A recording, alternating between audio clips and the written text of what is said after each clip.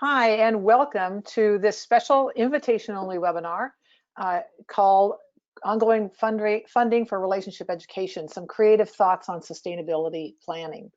I probably know most of you. My name's Kay Reed, and we set it up in a webinar so we can't see you, but we expect this to be a conversation. So please use the chat box or the question box to keep in touch with us. I want to introduce my colleague, Aaron. Hi, Aaron. Hello. Yeah, Aaron is our fisherman. He loves helping, put together people and grants and funding to encourage relationship education. So we're certainly on the team, and we also have Rach, who's our engineer, and this is her inaugural webinar. So we told her she was among friends. So hi, Rach. Hello, thank you. Okay, the next slide, please. Here we go. So question, who's in the room? I can see your names, but other people can't. So if you in the chat box, I believe it's available to you, want to write out who you are and introduce yourselves with your organization, your location, that would be super helpful.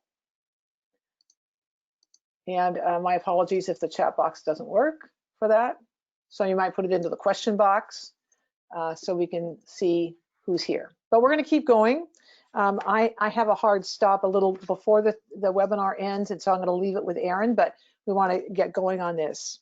So let's see, next slide, Rach. So this is how I felt when in 2015, the Dibble Institute didn't get two big grants that we had previously had, and we had written great responses to the proposal, and I just wanted to cry. It took me a while to get over it, and so I can imagine some of you might be feeling the same. So, sorry, next slide. So, we'd written a strong proposal, we had great partners, we had all these kind of good things, and yet the feds couldn't add the numbers right. We didn't get it, and that was so disappointing to us because, next slide, we, like you need funding to continue this work. It's just the reality. We can be in this work for the good of the young people and to save the world and make the world a better place, but most people need funding to make that happen. So today in this webinar, next slide, we're gonna I'll look at two things: the many benefits and fundable benefits that relationship education provides. And secondly, next slide, Rach, what are some funding streams that are reliable and local and may help you continue this good work? We're going to follow that money trail. So next slide. So the Dibble Institute, every single day, we get up and think to ourselves, how can we help more young people get smart about their love lives, gain agency in their intimate relationships? And so we spend a lot of time looking for benefits of relationship education and also these same funding streams. So this isn't, this is the soup we swim in for sure. Next slide. So as you all know, you're our clients, you're our friends. The Dibble Institute is about the research. And so we not only research like what outcomes does this program have, what impacts does this specific, what research can we build our programs on, but we're also looking at broader outcomes for youth. We're looking at the fact that what we found over time is you can pull the relationship skills lever, and in response, you really are, in addition to that, when you pull the relationship skills lever, you might be also pulling 3 or 4 other levers in a young person's life. And we have to pull 1,000 levers, especially in at-risk youth lives. We have to pull a ton of levers. But so what makes relationship education really an interesting intervention is that you can do one thing and get multiple outcomes. So we're going to talk about what some of those are. The next slide, please. And the benefits, and link those benefits of relationship to opportunities to some fundable, some funds. And hopefully, because you all applied for grants, you didn't get the ones you wanted, you may have gotten some, but not all, or not at all. And so we want to give you some, let me use another way of thinking, you know, some Hansel and Gretel. We want to leave some cookie crumbs in the forest to help you find a way. So next slide. So we know that there's 3 levels of outcomes. Really super verifiable, you know, somewhat verifiable, and aspirational. So the ones that we're very certain about is when you teach young people to gain agency in their intimate relationships, you impact their healthy relationship skills, right? Their faulty relationship beliefs decrease, their capacity for confidence of ongoing relationships increases, and to build healthy relationships increases. Pregnancy prevention. More kids become abstinent. Those who are sexually active tend to use more contraception. And so it's a win-win, regardless of which side of the spectrum of sex education or pregnancy prevention you're on. Relationship education can fit nicely on both of those ends. Safer sexual behaviors, fewer partners, all those kind of things, which are really important in HIV and AIDS prevention, STD prevention, all good.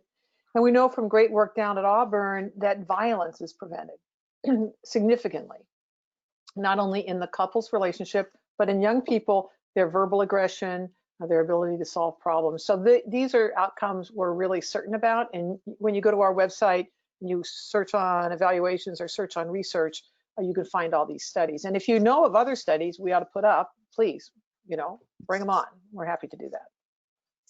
Okay, the next slide is lesser known outcomes.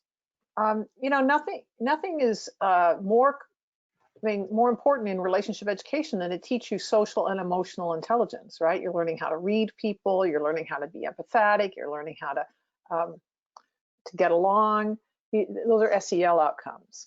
Self-regulation, huge. I mean, think about what young people need in terms of becoming an adult, and what and so these are like more mental health outcomes that when you think about relationship education, you can think about attachment, healthy attachment. You know, the #1 reason that young people commit suicide or attempt to commit suicide is either their failed romantic relationship or they're an adult in their lives failed relationship. So relationships have a big part of suicide. We're seeing people get funding for substance abuse prevention, working with opioid impacted youth, using relationship education. ACEs, oh my gosh. So those of you who know ACEs know that there's 10 outcomes, right? 10 things they ask you about: neglect, abuse, and family dysfunction. And when you look at those 10, while there can be rogue preschools, most of those ACEs happen in homes, right? Partners of interpersonal violence, child neglect, child abuse, etc. So lots of people are interested in ACEs prevention, and relationship education can help there. And the same as child abuse prevention, both with parents of young children as well as adolescents, to keep them from being abused, like especially sexually abused by adults. So these are all outcomes that relationship education can impact. Finally, and the next slide, please, Rach. Here's some lesser known ones, but I think still real. School climate. We know from some of the research in relationship ed that when you teach relationship skills at a population level, like every 9th grader in health class gets relationship education, the climate of the school improves. People talk a lot about pro-social behaviors. School completion. If you're pregnant, you can't complete school. It's as simple as that, or most girls don't. So I'm putting these out as kind of for you to think about how is funding happening that might have these outcomes that we could use relationship education for. Finally, the 3 there: life skills, career and college readiness, employability skills. You know, the #1 thing that employers look for is the ability to get along, especially in lower wage jobs. Like, can you work on a team? Can you be constructive? Can you have self-regulation? All these things. And of course, you need to know how to interview, and you need to know what to wear, and you need to have a good resume. But if you tell the boss to take a leave, or you have a fight with your buddy or your coworker, it's not going to work out. So we think relationship education can be a really important component of employability programs. And finally, and Aaron's going to talk about this later on, Father involvement in child support. We've seen a lot of, we've seen people use relationship education as a way to increase both those things. It's not, while it's not exactly a fatherhood program, meaning exclusively designed for only fathers all the time, I would maintain that good fatherhood programs involve women, because women are caretakers or the gatekeepers, and they need to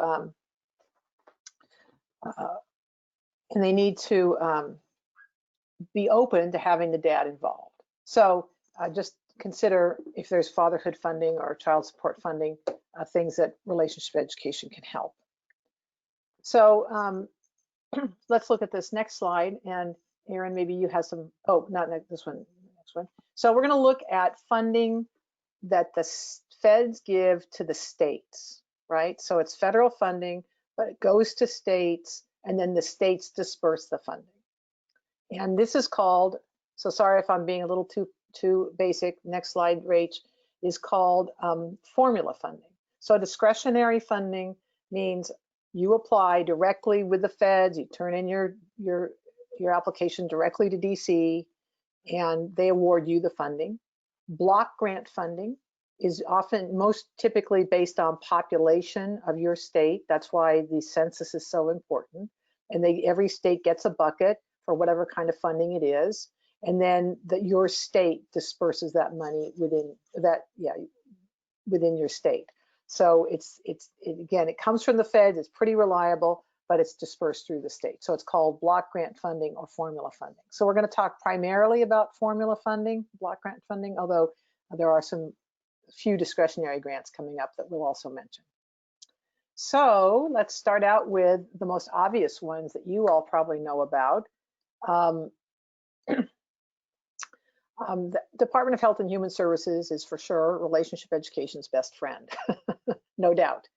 The PREP program, Personal Responsibility Education Program, and Title V. So personal responsibility is comprehensive sex ed, and Title V is sexual risk avoidance. And states get, unless the state declines the money, which they both can do. So conservative states have declined the PREP money, and liberal states have declined the Title V money. But what is it, Erin? Like 42 states in general accept their money. So those are two. And so there's a word. Oh, by the way, in your control panel are some documents.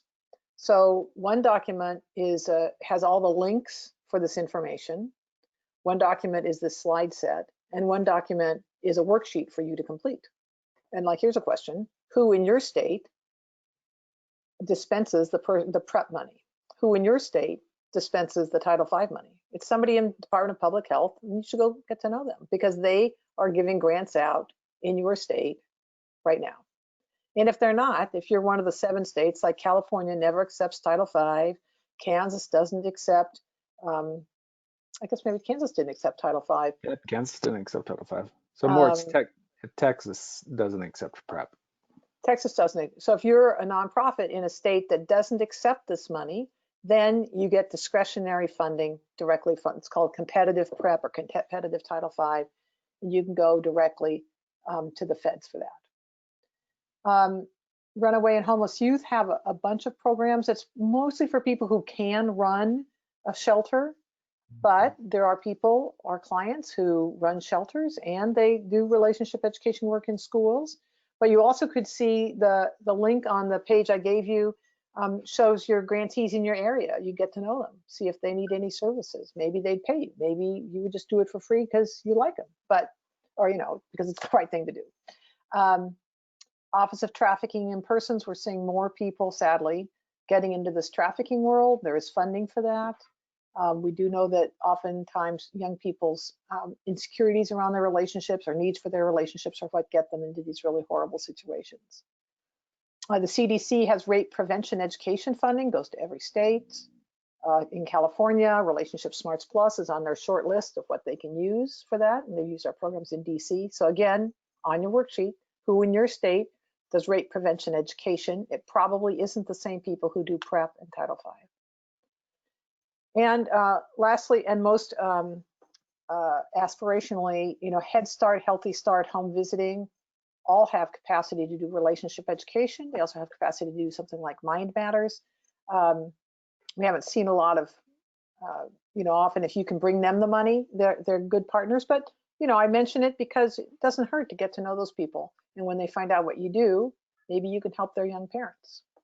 So Erin, any more thoughts on the Department of Health and we're going to get to TANF next, but anything else on HHS?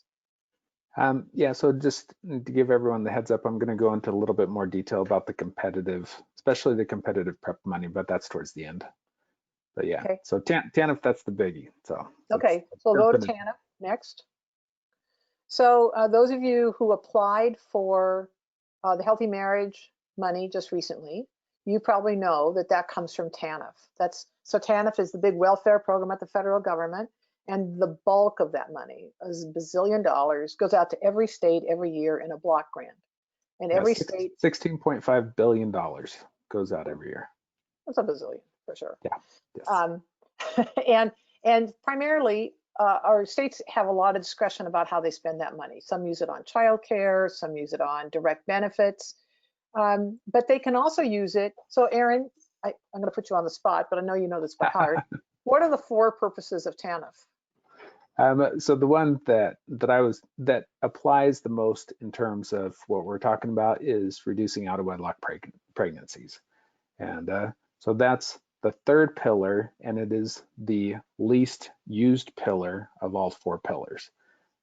So very few states are using the flexibility to reduce the percentage of out of wedlock pregnancies, but it absolutely is an approved use of funding for the TANF. So we do know, so there's 2 ways to get TANF money at a state level. In Pennsylvania, they're putting it into pregnancy prevention, secondary pregnancy prevention with expecting and parenting youth. In Utah, they aren't doing it for pregnancy prevention, are they, Erin? They're doing it for relationship education. No, it is just mainly for relationship education. Yeah, so in Utah, they're using it for relationship education. And in California, it's not, we did it a little differently to get the money in California.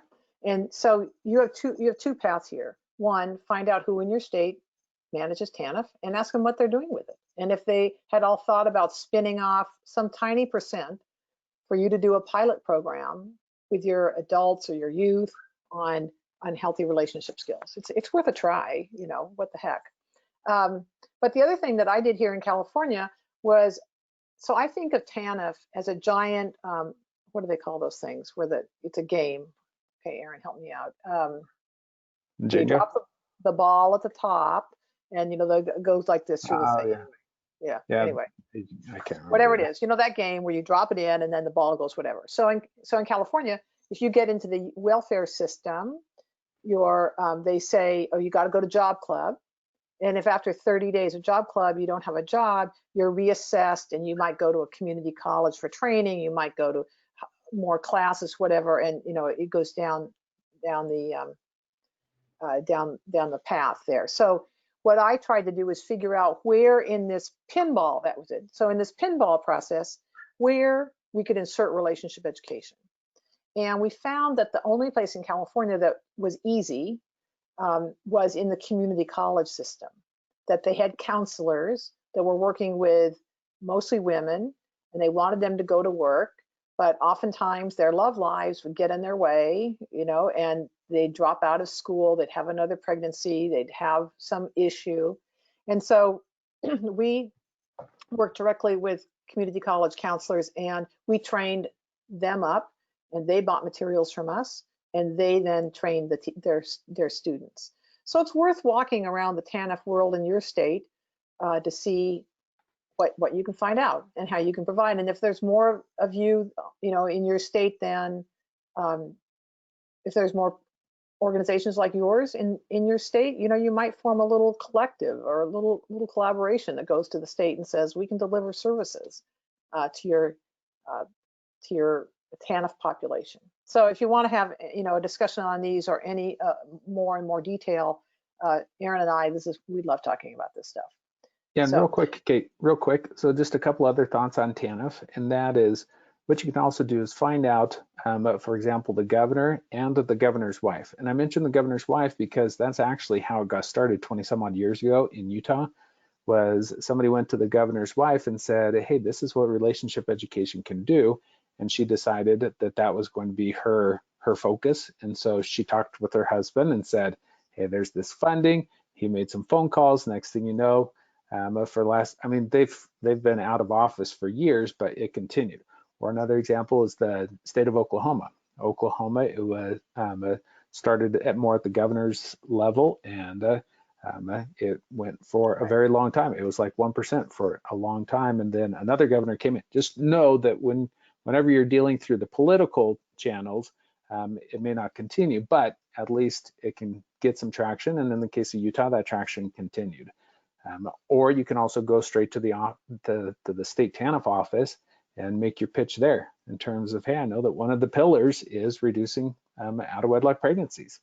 And this is what we can do. 46% gets a lot of people's attention when they find out that the kids in the Love Notes group are 46% less likely to get pregnant. And so, yeah, just to be aware of that with TANF, there is the flexibility, but you need to make the right connections, make the right pitch. right, it's a long-term thing. Mm-hmm. Yeah, you're in it for the long haul. So Yes. yeah, so, and if you need us along to help, we're glad to be there for sure. I mean, virtually, obviously, but or maybe someday we'll travel again. That would be super fun. Yeah. Horacha Jones asked about will we be mailing out at FOAs? So I suggest if you're not on the Dibble newsletter list to get yourself on that, because that's where we put out everything we know about grants every month. And if something comes out that's really juicy, I mean, super juicy, between them, we will let you know. We'll send out a special email, but get onto our email list. That's really the best way to manage that. Okay, right, next one.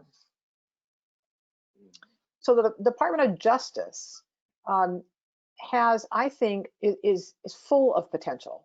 Office of Violence Against Women, delinquency prevention, juvenile justice reentry, probation, mental health. I'd suggest, again, on that sheet that's on with this webinar, you can click on those links and you can sign up yourself for funding alerts. Because so this means also, like, who in your county, who's doing juvenile justice in your county? Do they know about what you're doing? What about your probation department? Oh my gosh, self-regulation, they're all over that. We've seen a lot of people use relationship skills in reentry programs for family reunification. Some of you are interested in adult work. This is primarily, we're talking about youth, but certainly there's plenty of money in here for adult work with system involves populations. California has its own probation camps, and they fund them, and we're watching people get grants to go in and do, or they're just a contractor to go in and provide services. So I think this is a very, sadly, horrible to say, but this is a population that can really use these skills. And when you talk about them, when you're couching getting along skills, problem solving skills in the context of something that's really interesting to most people, like their love lives, then it's very, people want to get involved. So again, when we see opportunities, we put them on our newsletter, but I would encourage you to also sign up directly with the feds. Aaron, any further thoughts on DOJ? Oh. Yeah, actually, the one thought is sometimes you have to think a little bit outside of the box and to get a little creative in terms of helping to make the connections. And so don't immediately dismiss a funding announcement just because it doesn't say, oh, healthy relationship education. Right. So. Yeah, good point. I mean, so Dibble, we found out, we didn't do it, which I was so thrilled with. The Department of Justice in Florida has put both of our programs on their juvenile delinquency prevention resource page. So, yippee. And Safe Schools Colorado has Line Matters, Love Notes, and Relationship Smarts Plus. And so we know that people on the inside are seeing that this is something that they want. And you need to either discuss it with people at your county or your state, and how, what you're doing with relationship education, the results it has. And like I say, if you need us to come alongside you, we are like, that's what we do all day long. We love to think about how we can get more kids to get this information. Okay, next slide, Rach, doing great. So states have their own funding. This is nice to know. And so you just, I mean, I can't tell what, you know, but like in Arizona, and I know there's some people from Arizona on this call, and you might even be funded by this SRA money that comes from your lottery fund. California, we're liberals, we love to tax ourselves, and we have a tax on billionaires or millionaires, and that money goes to mental health funding. And so every county is swimming in mental health money, and they put love notes on a list that it makes it eligible for that funding. So I could go on and on, but you should just, again, go to your state and Google some of these terms and get on your own state funding lists, right? So your own state funding for TANF, your own state funding for DOJ, your own state funding for whatever, because there may be unique state offer, like Ohio Fatherhood. There's been an Ohio Fatherhood program for, I don't know, 15 years, a long time. And oh, that's funded by TANF. That's right. But I think they also have their own state funding. So, and again, that was a governor's initiative. So I would encourage you to look at some of your own state programs. Okay, my final slide before, yeah, okay. So, you know, there's private funding. People talk about private funding. I used to be a fundraiser for years and years and years. It's hard to get. It's not very continual. I'm not super enthusiastic about it, just saying. But it's possible. So Annie E. Casey is a good one to get on their mailing list. They do lots around foster youth. They're primarily around foster youth. And they do have calls for proposals from time to time. The Arnold Foundation. Now, heads up, everybody. The Arnold Foundation wants to pay for random control assignment studies. And so they will come alongside a grant that's already funded by another group, and they will put in the money to get a control group, to do the cost, to do the incentives, and maybe even to do, I think, to do the analysis. So for sure, get on the Arnold list, because if we can, the way we get relationships more used, relationship skills programs, is to get it more studied, get more outcomes, get it more out there. So that's an important one. I've noticed hospitals. So, people say, everybody in my town, we're all poor. Well, that may be, but your hospital may have funding. And if you can help them reduce pregnancy, reduce violence, all these outcomes, reduce ACEs, I think you're going to have a long to-do list. So just in case you were thinking you had some time off, go find your hospital. And then just even think about your own circle of influence, like your board members. Who do your board members know who know other people? Fundraising in this level is all about, guess what? Relationships.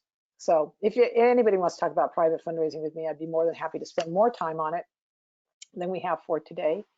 And like I said before, please sign up for our newsletter. It's where we put everything we know. We're very transparent with that. So Aaron, I'm going to let you keep going, and then I'm going to drop off in a couple minutes. If you guys have questions, please, you know my email, or you know how to get hold of Aaron. But Aaron, please go.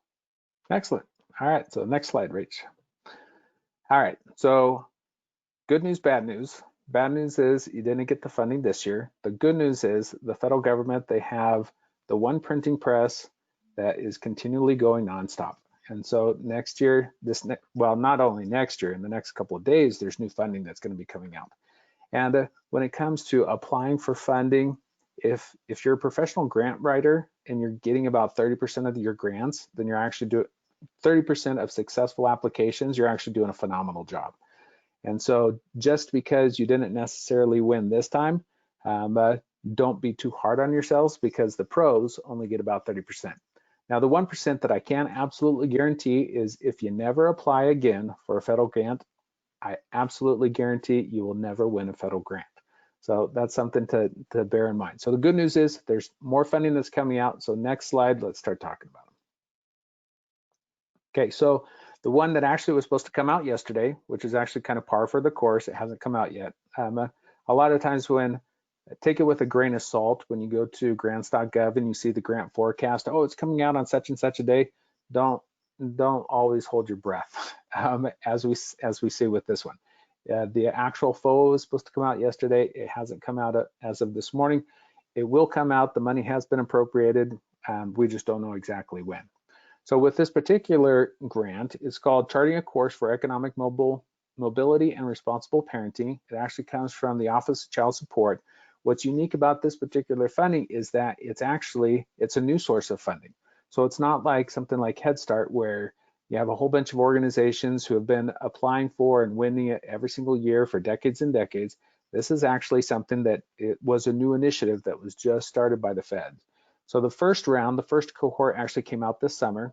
And while I previously said nothing's ever guaranteed when it comes to applying for federal funding, actually for the states who applied for this funding, it looks like everyone that applied actually ended up winning. And so there was 10 million that was available this summer, and I think it was a total of 8 states ended up winning. And then any day now, the next FOA is going to come out. That's $15 million. So the catch is, you probably noticed I kept talking about the state. So the applicant has to be the state child support office. And so what you'll want to do is literally, as soon as we get off of this call, send out an email to your network saying, does anybody know somebody at the state child support office? Because it's obviously easier to convince the state office to apply for this funding if you have a personal connection. But if you don't have a personal connection, it never hurts. It's like Wayne Gretzky said, you miss 100% of the shots that you don't take. It doesn't hurt to go ahead and reach out to the state child support office and explain to them, this funding's coming out. All the states that applied for it a couple of months ago won. There's a really good chance if you guys apply that you'll win too. And what the main focus of this particular funding is to teach relationship education and the success sequence to teenagers. And so it really is, it's up your guys' alley. You already have the infrastructure set up. You already have, everything is ready to go. You just need access to the funding. So the state can apply for the funding, and then you guys can actually be the subcontractors. And so they're supposed to post it any day, it is going to come. So, and then go ahead and do next slide. Okay, so next one, I talked a little bit about the competitive prep. So with the prep funding, as Kay pointed out, it is a block grant, and the Congress has set aside $75 million per year for the prep funding, $75 million a year for the Title V funding. That block grant goes out to the states. The states don't necessarily have to accept the funding. They can decline it. And so when it came to prep, when the money went out, there was Texas, Florida, Indiana, Virginia, North Dakota, some of the territories, I might be missing a few others. Those states declined their prep funding. So the feds opened it up to local organizations to apply for. They've actually had it. They've extended that grant a number of times. But this year, or I should say in 2021, the feds have said, hey, we're finally going to recompete that funding. So we won't know exactly who the states are that declined their funding until next year. But just be aware that that funding is coming, and in essence, it is to teach relationship. It's mainly focused on decreasing the teen pregnancy rate, specifically for the kids that are homeless in the child welfare system, also any of the kids in the rural areas, or any places that have higher than normal teen pregnancy rates. So if your organization works with any of those teens, then you really are in a great position, and you are in a state that declined their prep funding, then you're going to be in a great position to apply for that funding next year. So I mentioned the states that declined it last time. I can't guarantee that those states will also decline it this time, and there actually may be some that decide to decline it. The other one, I don't think I have a slide for this, so I'm going to go ahead and mention it, and that is Title V. So this last year we had, I think, like 14 or 15 organizations choose Dibble programs, and they won competitive Title V funding. So states like California, California was a big one, but California, Illinois, North Carolina, a handful of other states said that they didn't want to do the Title V funding, and so organizations were able to apply. Right now, the grant forecast says that $6 million is going to be available. Not quite sure if there's going to be that much, but once again, we really won't know which states declined their money until next year. So just know that might be a possibility to apply for that competitive. And then also the tribal money. So if you have contacts with some of your tribes in your area, they also are able to apply for competitive tribal funding as well. The one huge thing is you do have to use an evidence-based program. And so the good news is LoveNotes is an evidence-based program. So next slide.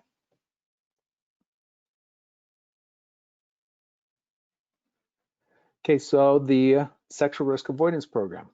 I'm not quite sure where they're coming up with the funding, but nonetheless, they did put out the grant forecast that there is going to be $12.8 million that should be coming out this next year. And so definitely be prepared in case it does drop around February 24th. My guess is it'll probably be a little bit later than that, but just know that at least in the grant forecast pipeline, they are saying that there is going to be some more general fund of the sexual risk avoidance program. And the other change that happened last year that more than likely Congress is going to continue is that they're going to require that you use an evidence-based program. And so once again, the LoveNotes EBP SRA program absolutely qualifies. And so next slide. All right, so questions. So we have a few minutes.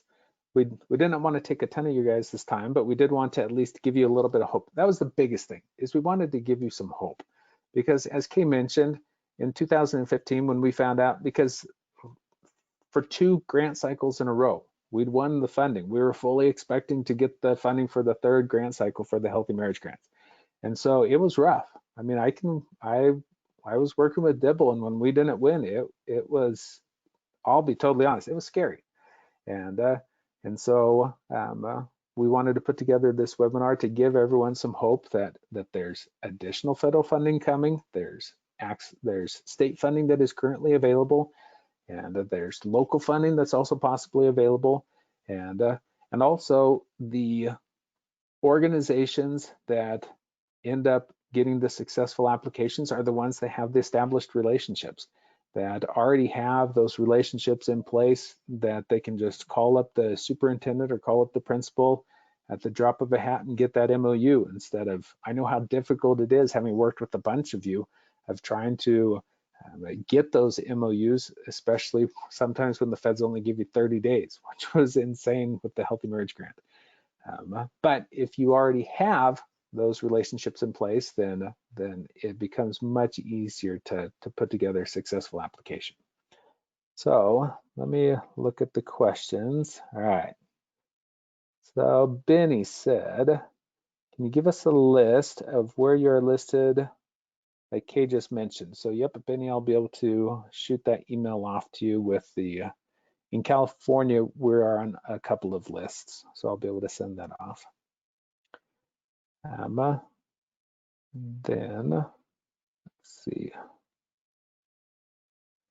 So when it comes to PrEP funding, another question from Benny is, when it comes to PrEP funding, can the LNEBP SRA be used? And that would totally completely depend on your state.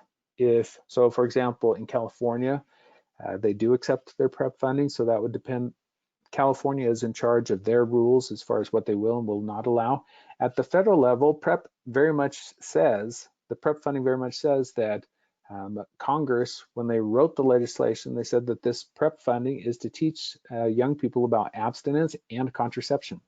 And so because LoveNotes SRA EBP does teach about abstinence and contraception, then I would say yes, absolutely it would qualify. But the person who has the gold, I've talked with a lot of you, and you've heard me often say the person who has the gold makes the rules, and this is very much that case. And so you'll want to check with whoever it is that's sending out the FOA.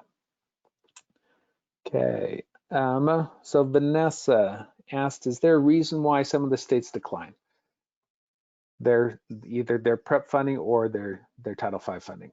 And so the answer to that is, well, I'll just tell you, it's political. So that for a number of political reasons. And it's also interesting too, sometimes they flip back and forth. So for example, the state of New York, sometimes they choose to accept their Title V money. And then they'll flip back for a year or two of saying, no, we don't want to use the Title V money. And then a different administration will come in, even of the same political party, and they'll say, yeah, actually, we can figure out a way to use that Title V money. There also is kind of no rhyme or reason sometimes on the politics. I've seen Idaho, which would be considered a conservative state. I've seen Idaho decline their Title V funding. And then a couple of years later, they decided, no, we'll actually take it back. And so, it flips back and forth when it comes to Title V and the prep. So just because your state accepted it one year doesn't necessarily mean that they'll accept it the following year. So it's good to at least be aware of that funding, especially because for new states. So for example, with Vanessa, if I remember right, you're in North Carolina. This was the first year that North Carolina declined their Title V funding. And because whenever it's the first year that a state declines either the Title V or the PrEP, then there's not an established group of organizations who've been getting it forever, and that will always increase your chances of winning. In fact, I think in North Carolina, there was money left on the table. In California last year with the Title V, there was $4.5 million left on the table. And so it's a good thing to get there early. All right, let's see if there's any other questions. So Michael Daniels.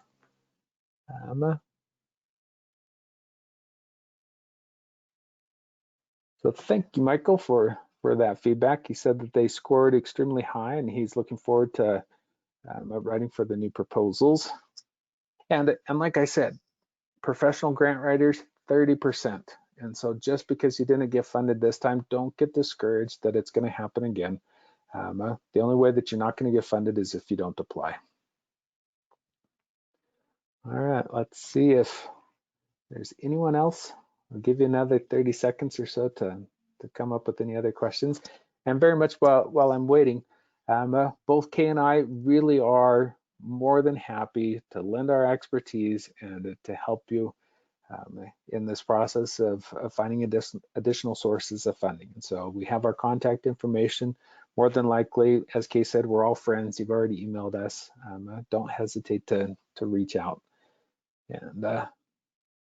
And also, like Kay said, please do sign up for the Dibble newsletter. That's where we send out a lot of the announcements.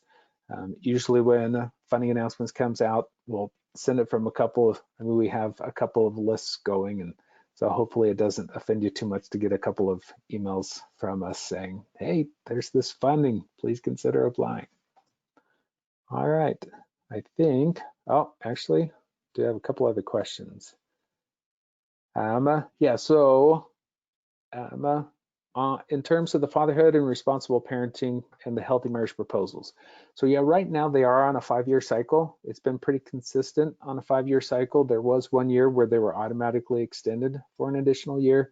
But for the most part, when it comes to the healthy marriage and responsible fatherhood money, that is something that comes around every 5 years. But knowing that, you never really can, well, maybe it is too early to start preparing, but for sure, I would definitely start preparing for that money at least a year in advance. Because as you saw this year, it was insane. They only gave people 30 days to put together their application. And starting from scratch, that is incredibly difficult to do. So mark it on your calendar, 2025, actually 2024, you should start preparing for the funding that will be coming out in 2025. And thank you for that feedback, Christy. Yeah, and so Haracha was saying she got a score where they said approved and not funded. That I think is always one of the most frustrating ones is where you get that feedback that you were approved but not funded. And thanks for the feedback, Leslie.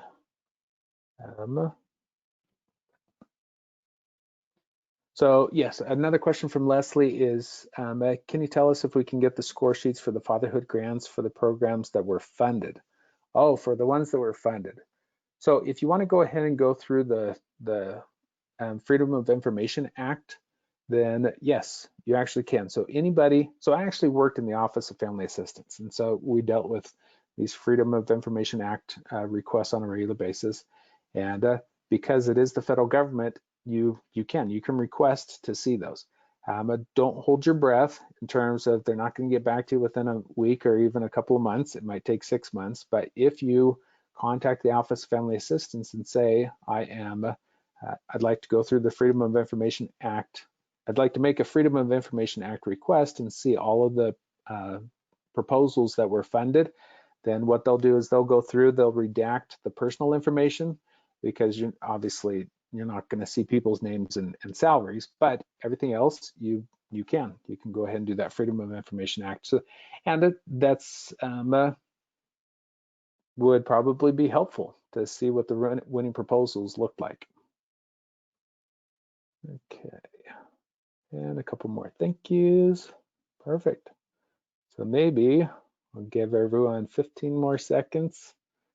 If you have another question, go ahead and shoot it off my way. Otherwise, I hope you all have a wonderful weekend, and thank you for sharing some of your time with us. And we really are happy to help anytime. For your request, it's been tried several times, but never got anything back. So Benny said that she has done the FOIA request. So I will tell you that a personal friend of mine has one of the longest. It took him 3 years. So he made a FOIA request, and it took 3 years for them to respond. So the federal government is not known for its expediency. And and the other thing too that you can do is go ahead and give them a call and say, hey, I did the request, I haven't heard back. Did I not fill out something correctly? Because sometimes if you don't dot your I's and cross your T's, yeah. So I would say check with the office and see ask what the status is on your FOIA request. But like I said, I have a friend who it literally took more than 3 years before the feds finally responded. And yes, it is hilarious, Benny, that it would take that long. All right. So I think that's about everything, and just wanted to thank everyone once again for, well, number one, for including us in your applications, and hopefully for including us in your applications in the future, and look forward to working with you.